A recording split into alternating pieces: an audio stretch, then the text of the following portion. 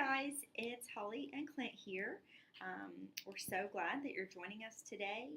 We're going to be doing a vlog on marriage. This is something that has been on my heart for a couple of weeks.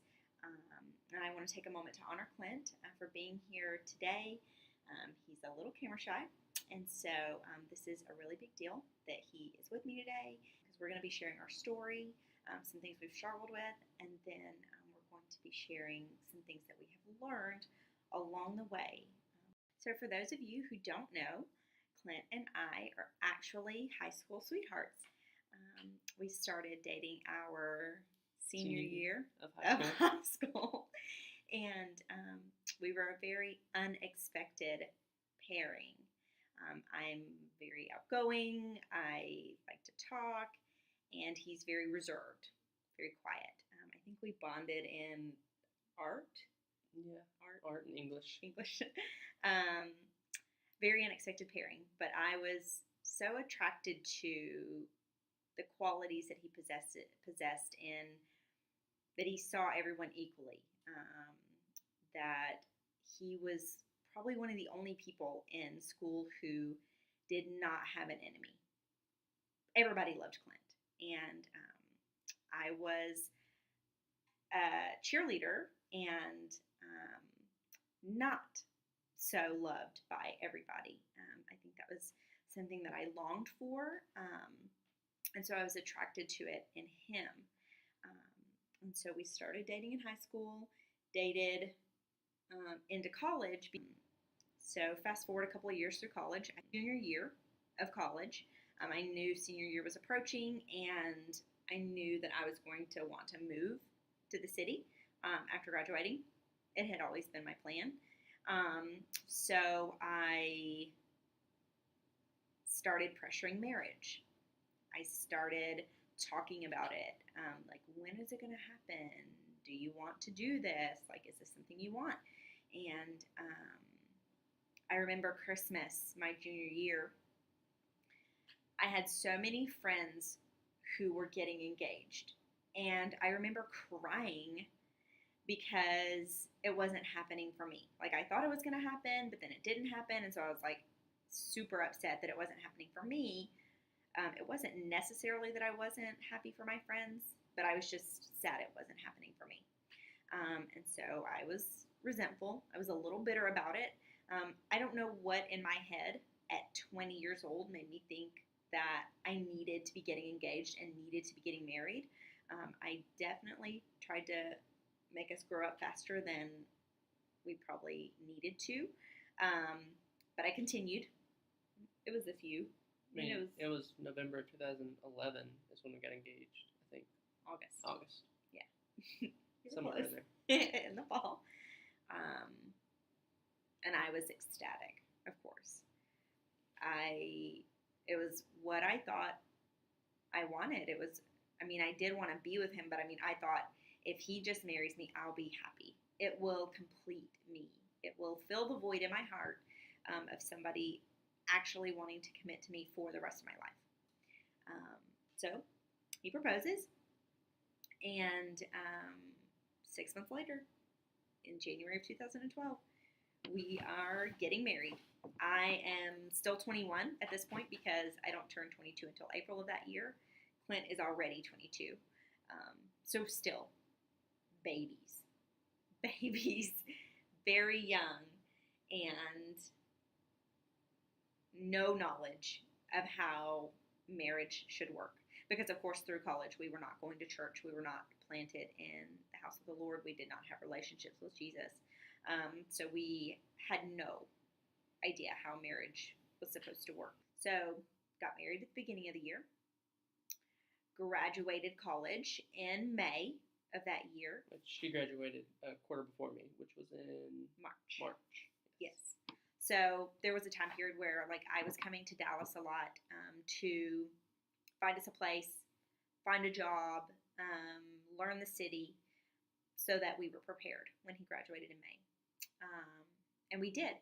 In May, when he graduated on a Saturday, and all of our family came to our place, helped us pack up and load up everything we owned, which wasn't much, and we were on the road to Dallas on Sunday.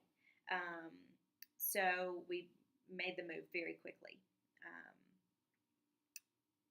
But we got here, and a job that we thought was that Clint was going to land did not.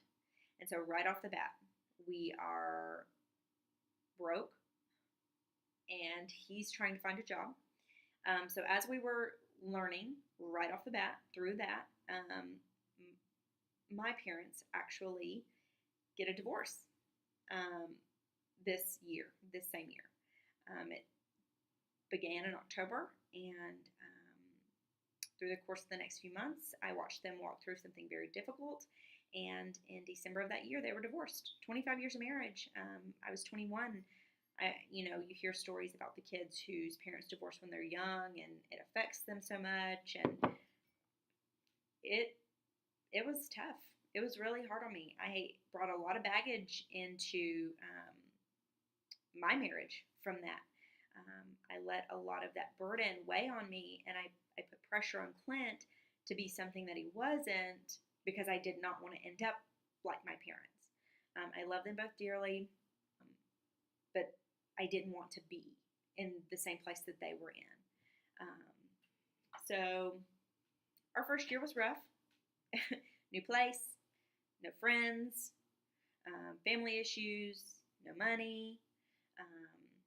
It was a tough first year. And you took a second job that first year. Yeah. And I took a second job, part-time job, the next year. Yeah. So through our first 2 years, we were both working all the time. We didn't really spend a lot of time together. And as you guys know from my last blog post, I had some health issues. I was mentally abusive to myself, and I didn't take care of my body the way that I needed to, and I was gradually gaining weight, and I was not the same person that I was as far as confidence. I had very low self-esteem, and I always felt like everything was an attack on me and on my body. So I was always very defensive, combative at times when the issue would even be brought up. So second year, towards the end of our second year of marriage, I decided we were going to buy a house. We'd been living in an apartment for 2 years. He had gotten a job. Our money had leveled out. Like, we were doing better. Like, we were making everything fine as far as finances go. So I was like, next step, we're going to buy a house. This is what people do. I didn't realize that people don't buy houses at 23 and 24 typically. But I thought, you know what? We're going to show everybody that we have got it together. We're doing good. Like, this is the next step for us. So without consulting Clint, because this is what I did, I just decided we were going to buy a house. And I met with a realtor. And in fact, on my first meeting with her, we went out and looked at houses. And I was texting Clint, hey, I found a house that I love. It's $175,000. Do you want to put an offer in? And he's like, no, I haven't even seen this house. So we had some issues on whether or not we should be buying the house. But I was adamant. And I was like, well, we're doing it. I don't really care what you say. So we did. 2014, we bought our house in McKinney. And we were not ready to take that step. I thought we were, but we weren't. So this is where our story gets a little messy. I took a job that had promised to pay more money, and I thought, well, that will be great. Like, we're about to have a mortgage that's more than our rent, so we definitely are going to need the money. So I took a job, and that was in July, and what was promised to be a 40-hour-a-week full-time job turned out to only be 15 hours a week from July to the end of October. And so I didn't make more money. In fact, I made less money, a lot less money. And we had increased our monthly payment for our housing by $500 because our mortgage had gone up that much over our rent. And in September of that year, that was the first time that we could not make a full payment on one of our bills. I had called the company. I negotiated a partial payment. October came. I was working full time. I was like, okay, I got this. I only owed like $600 on the bill. Like, that's no big deal. Um, $600 turned into 1,000, to 3,000, and 4,000. And every time I thought, no, I can handle this. Like, I'm not even gonna tell Clint about it because he'll be so upset. He'll be so mad at me. Um, and it snowballed into a lot of money. It went on for 2 years. 2 years that I did not tell my husband about the money issues we were having. 2 years where I controlled finances totally so that he would never see that we had no money to really be going out to eat.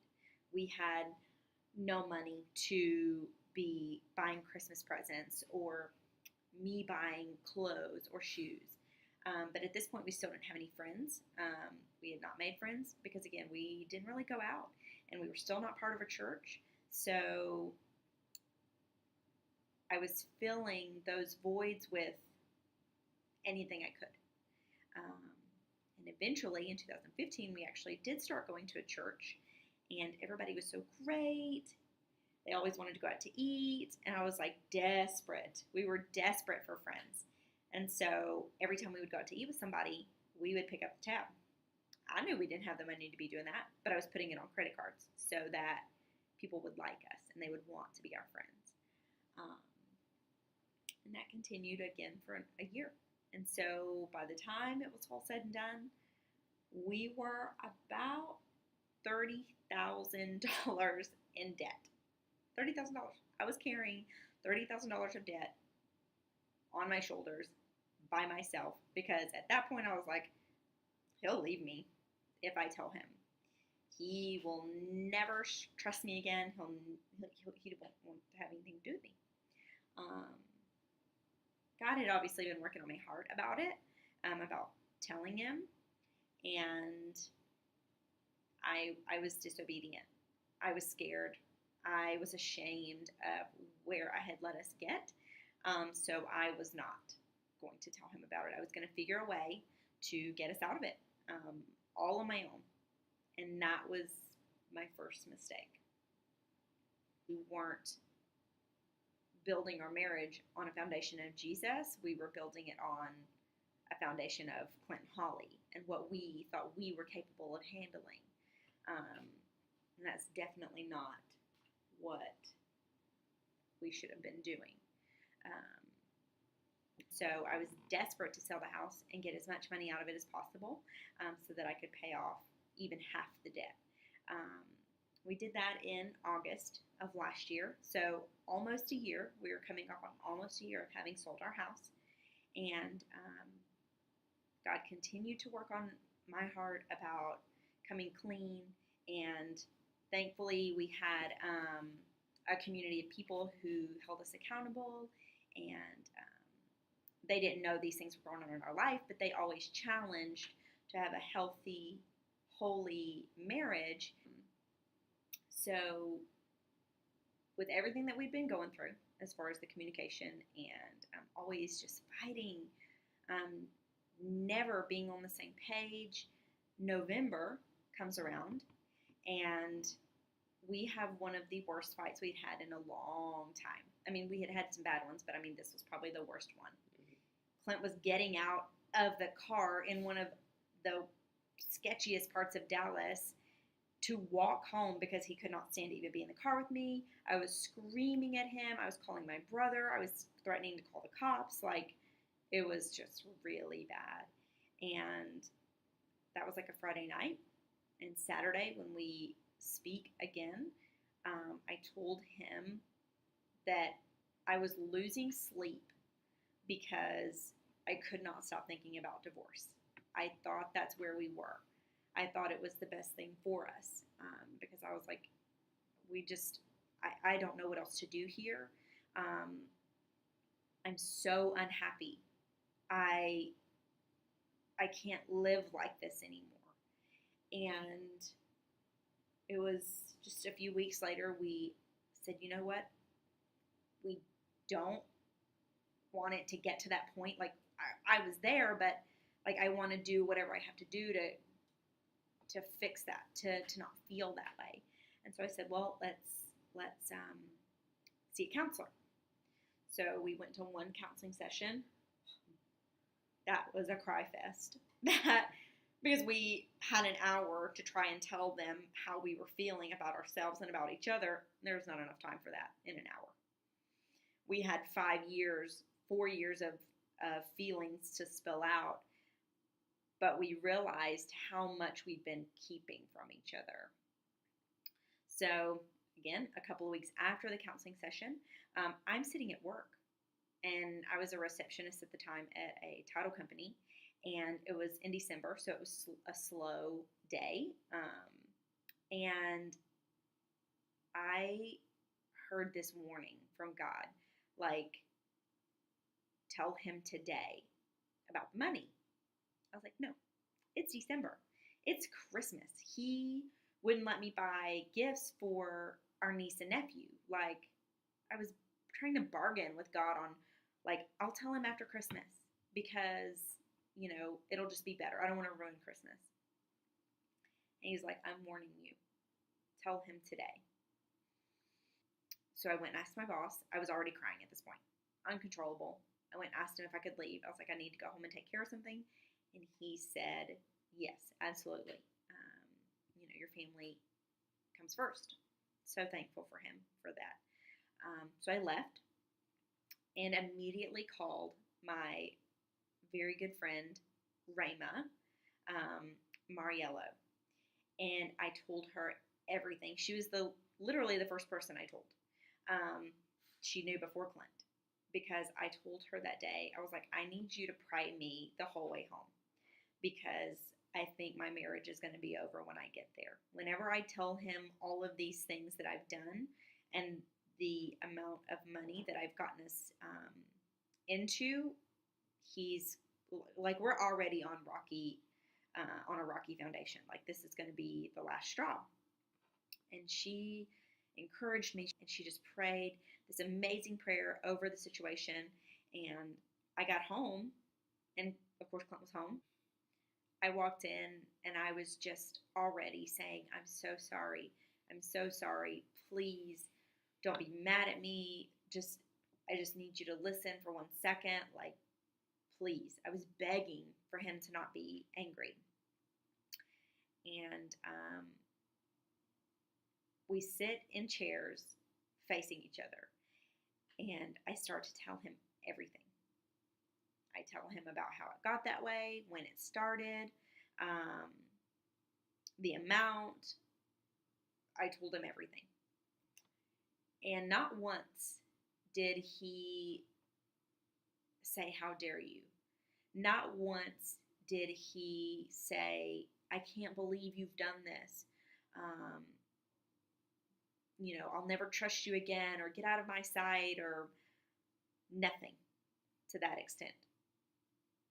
Probably the first words out of his mouth that I can remember were, okay, how are we going to get out of it?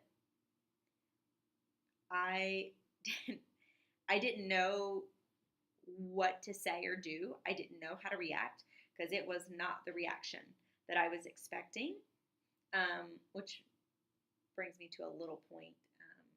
When you speak those things over your life, when you speak negatively over your life, your words have so much power. And so you can make it so. You can make it negative by what you say over the situation. And I was already declaring divorce, that it was coming. But thank the Lord that Jesus was sitting in the presence of our conversation, in the middle of our conversation. And that was not how it played out. But she's giving me a little more credit. I mean, I was highly upset. But he wasn't mean about it or in any way condemning, I guess is the best word. And then I asked Clint if he had anything to share with me. Because I had feelings over the last couple of years that he was hiding something from me. Um, and thankfully, he had the courage to do that. Yeah, I'd been looking at stuff I wasn't supposed to, and I'd stopped. What I said tell you, Like 3 or 4 months before. 6, I think is what I said. Yeah. But I felt especially the need in that time to let her know as well. I mean, if we're gonna work through something, then we both need to be kind of on equal grounds. I mean, should have said it before, but yeah. So 2 big bombs were dropped that day in the middle of this apartment living room. I was hiding debt, and he was hiding pornography addiction. He extended me grace in my moment, and I needed to do the same thing for him. Walls were broken down that day. 1,000 times 1,000 pounds was lifted off my shoulders. I mean, I'm assuming for yours too. Like the amount of freedom that you feel when you are honest and when you communicate is indescribable.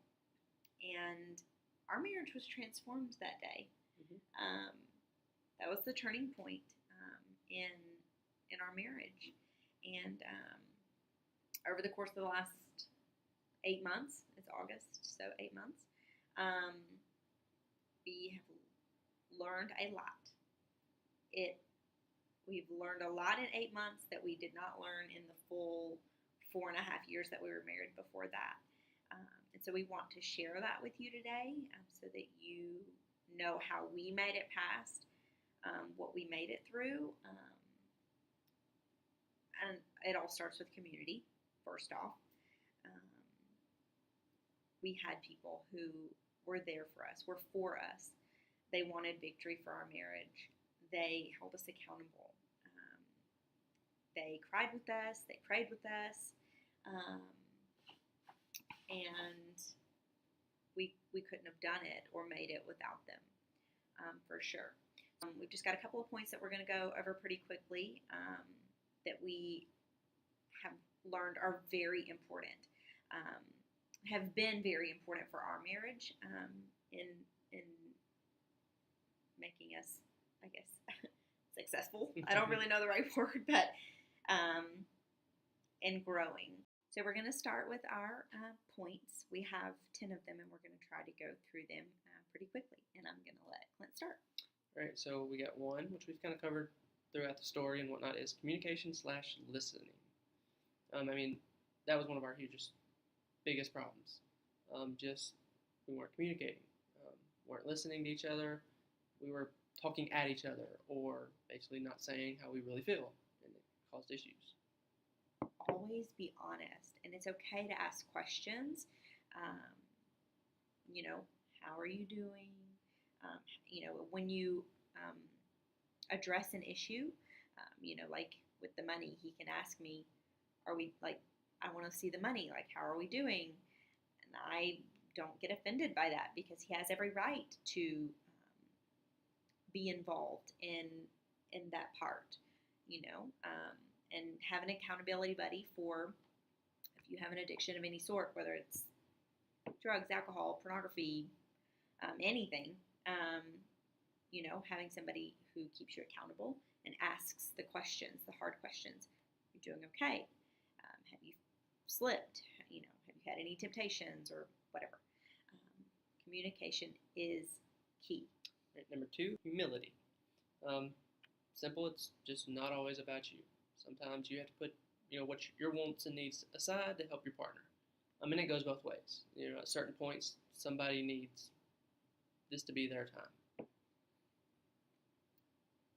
Humility was not one of my strong suits. I did make it all about me, so that was a big one for me to learn. Drop the pride and say, I have screwed up, or I am sorry for what this has done to you or to us. Take responsibility. It's part of taking responsibility for your actions and owning them, not placing blame anywhere else but on your decisions and your choices, and just humbly saying, I'm sorry. I don't really know why I did it or how I did it or anything like that. You don't have to know the answer for everything. But dropping your pride to say that you were wrong goes a long, long way. Right, so number 3 is grace. I mean, you're going to mess up in some way. I'm not even talking about anything big. It could be little things. But even little things can be annoying. And you need to, show your partner, grace. I mean, that's what Jesus did for us. So we need to extend that same thing to our partner. All the time. Not when it's convenient for you. Not just when you necessarily think, oh, they deserve it. Jesus gives us grace when we're not being so good, when we're not making good choices, when he doesn't understand or agree. Understand's maybe not the right word, but when he doesn't agree with what we're doing, there's still grace to cover that sin. So we should do that. We should do that for each other as well. Yeah, and just to add on, grace isn't a free pass either. Yeah. You can't justify, I'm going to do something wrong because I know they're going to extend me grace. Yeah. So. Good point. Because that's been me. Okay. So number 5 is disagreements, common ground, and boundaries. Kind of go along with grace and people messing up, or you're just not always going to agree on everything. I think the big things are extremely important. You both want kids. I mean, religion, like what are your beliefs, are extremely important and probably should be agreed upon. But little things, you're just going to disagree, and they're going to cause arguments. Which we're trying not to call them arguments. We don't like to call them that. We just literally like to call them disagreements. Disagreeing conversation. Yeah. Because arguments is such a harsh word. But you got to find some kind of common ground to meet to where you don't have those, or at least can mitigate the effects of them. And along with that, just have boundaries. Like if something gets too out of control, have something like get too mad. All right, we need 15 minutes apart, just to clear our heads, or whatever it may be, and then we can come back and try again. So we call them our non-negotiables for when we're having a disagreeing conversation. I have been real bad in the past about almost immediately, like cussing at Clint whenever we're in a heated argument or discussion. And I learned very quickly that was very disrespectful of me. That was not honoring of myself or of Clint. And so I think we have 5 non-negotiables, something like that. One of them is I can't cuss. I'm not allowed to cuss. Another non-negotiable is we do not raise our voice. If we get to a point where we're raising our voice, the third non-negotiable comes in where Clint needs time away from it. He needs to step away for a moment. Just clear my head. Yeah. Think. Yeah. Like cool down. Because in the past, if he wasn't listening to me, I would chase him down. I would run after him all over this apartment and keep shouting my point because I needed him to hear it. And that never accomplished anything. So we set a time limit for after 15 minutes, if we haven't come to some kind of common ground or agreement, or even a agree to disagree agreement, we take time apart for just a few minutes, 10 minutes, put a timer on. I'll listen to worship music. Clint will go do whatever it is that he needs to do to get his heart right. And then, if we feel the need, we'll come back to it after that. All right, and 6 is intimacy. And I'm not just talking about sex here. I mean, intimacy can mean more than that. It's, more deep conversations. And to be perfectly honest with you, they're not always convenient. Sometimes you had a long day and you just wanna rest. Put on some random thing on TV. But sometimes your partner wants to talk about something, and it's important to know that those are important situations that need to be discussed. Yeah.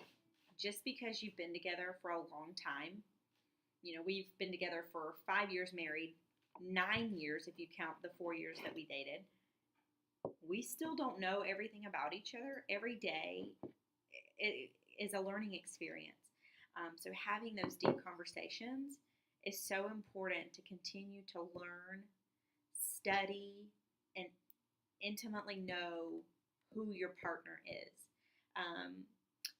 But also, we're just going to be real here. Sex is very important.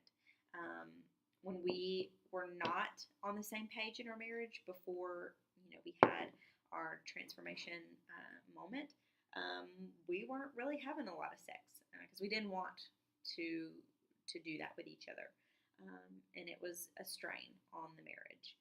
So after we had our breakthrough, at first we were like, this is new to us. It is not natural to do this all the time. So we're going to schedule. So making that a priority still was very important in the beginning of this newness of our marriage. So physical intimacy, emotional intimacy, and then I think a third part is spiritual intimacy. We attend church together. We serve at church together. There was a point where I was serving in one place and he was serving in another because I didn't feel the need to be connected to him through serving the church. But then when our marriage came around, I had that longing. I had that need or want, desire is the best word. I had that desire to actually serve with him. So I let my other serving position go so that I could focus and fully serve with Clint. So we do, like I said, a lot at the church because we love it. We love, love, love our church and our church family. But that has also been something that has brought us a lot closer together, is that spiritual intimacy that we're finding at our church and through our deep conversations about Jesus and, what we're learning from him on a daily basis. All right, and number 7 is learning and serving one another, which can be, we're still learning about one another. What do we like? What do each one like? I mean, if you haven't read it, honestly, I have not. She has, but the 5 love languages. Where do you fall within that? How do they see that you love them? She works in retail, so it's nice for me maybe to run a foot bath every once in a while when she gets home, or maybe she wants flowers. It took me 9 years. 9 years to get her flowers. Yeah. I mean, me personally, I'm not a big flowers person, but she likes flowers, so I finally got her flowers. Yeah. It's been a battle to get those flowers. Yeah, I didn't think they were ever going to come. And so when they did on my birthday this year, I was at work, ugly cry, all over the place. I loved them. They're definitely one of my love languages. So, learning, like I said a second ago, the intimacy, the deep conversations, that's one way you're learning about the other person. Serving one another, that is a hard one. And it goes along with humility and dropping the pride. Our pastor has been talking recently about serving one another and loving one another the way that Jesus showed the disciples at the Passover. So he took off his robe and he got down on the ground and washed the feet of the disciples.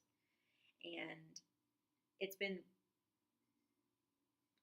resonating in my heart, in our heart, to serve one another in that way, where there's no reservation, no expectation of what is going to come out of it for you. Like if I get down on my knees, wash Clint's feet, I'm not sitting there thinking, okay, what's he going to turn around and do for me? What can I get out of this from him? No, like serving Him because I love Him, because I want to honor Him, um, because I want to encourage Him. Um, and He does the same for me.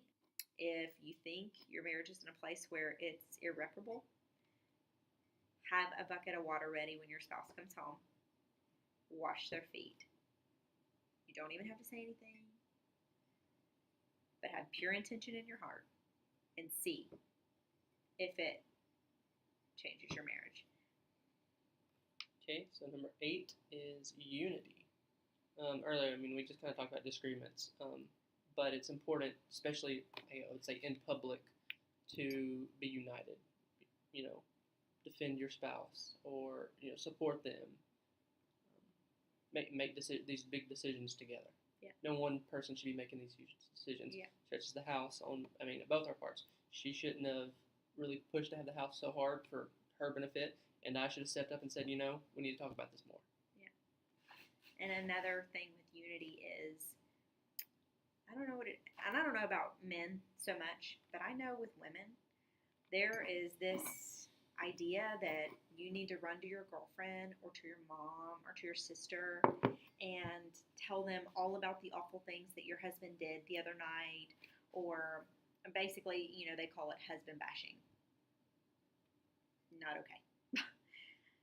Should not be a thought in your mind, because you are giving that other person an opinion of your spouse that your spouse has no way of defending, because there's no guarantee even that you're telling the whole story. I know in my experience, I either exaggerate a little bit, like I used to exaggerate, or I didn't tell the part where I said something ugly or did something bad. I only told the part that he had done.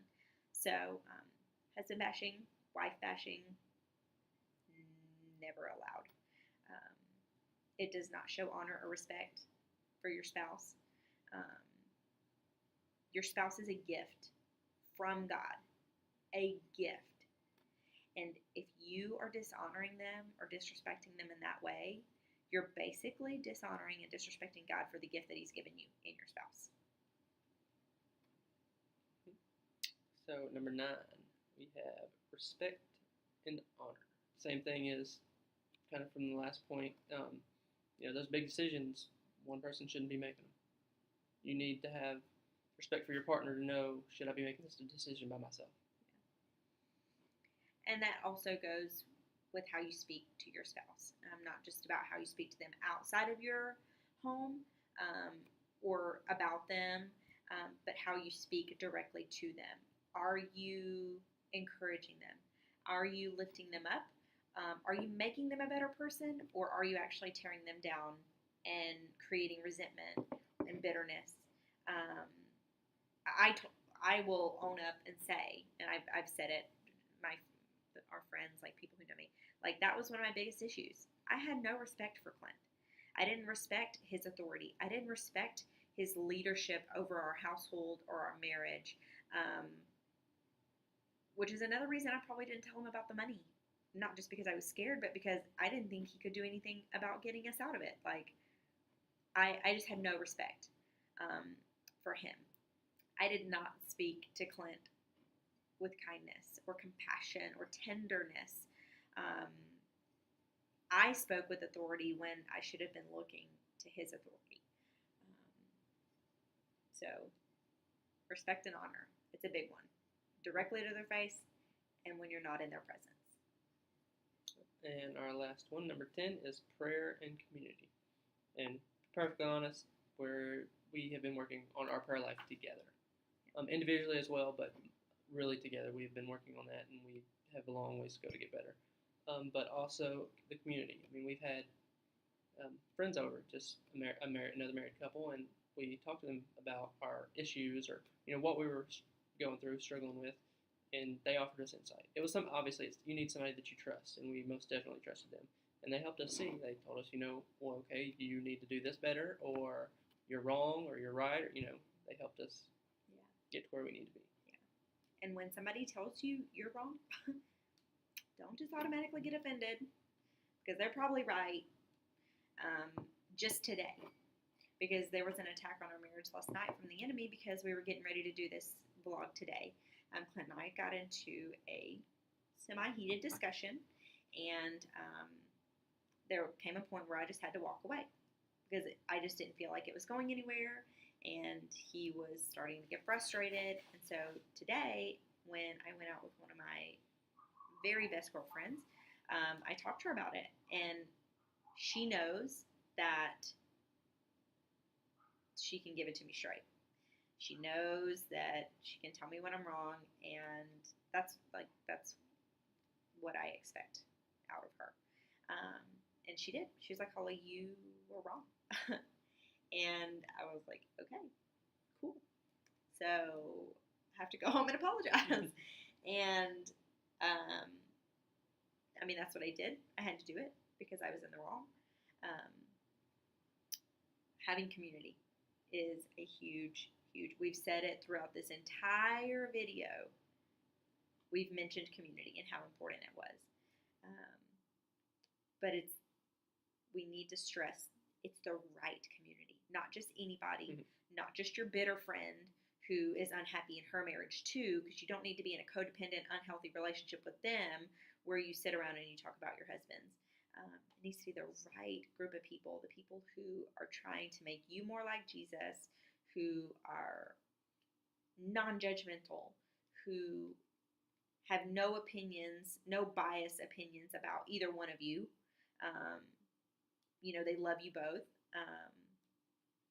And then the point about prayer, our pastor said it a couple of weeks ago in one of his messages.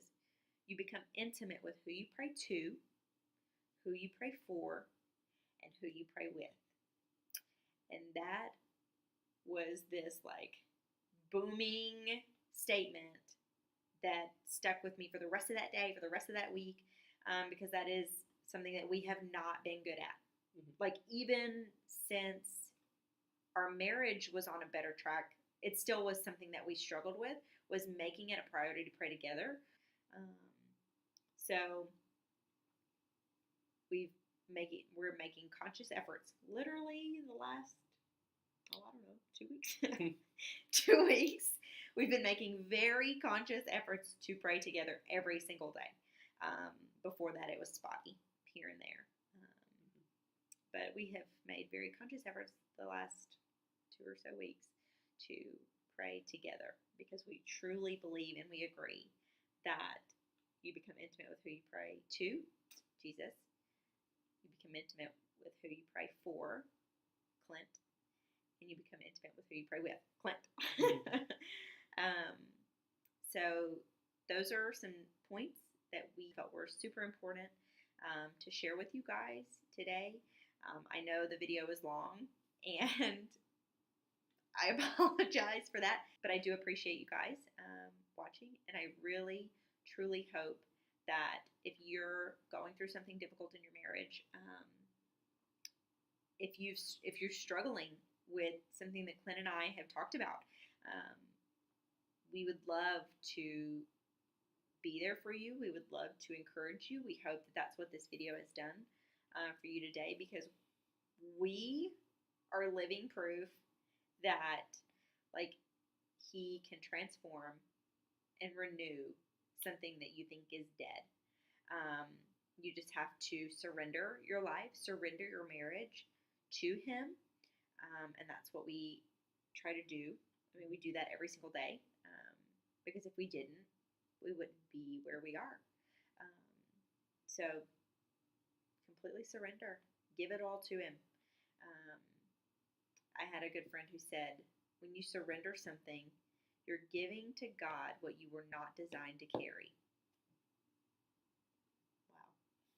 That's a powerful statement. We don't have to carry the burden of unforgiveness. We don't have to carry the burden of shame or guilt for anything that we've done. We can give it all to God, and we can trust that he is going to extend grace and that he can renew and restore your marriage and build it into something it's never been before. We are living proof. We love you guys so much, and I hope that this has touched your heart today.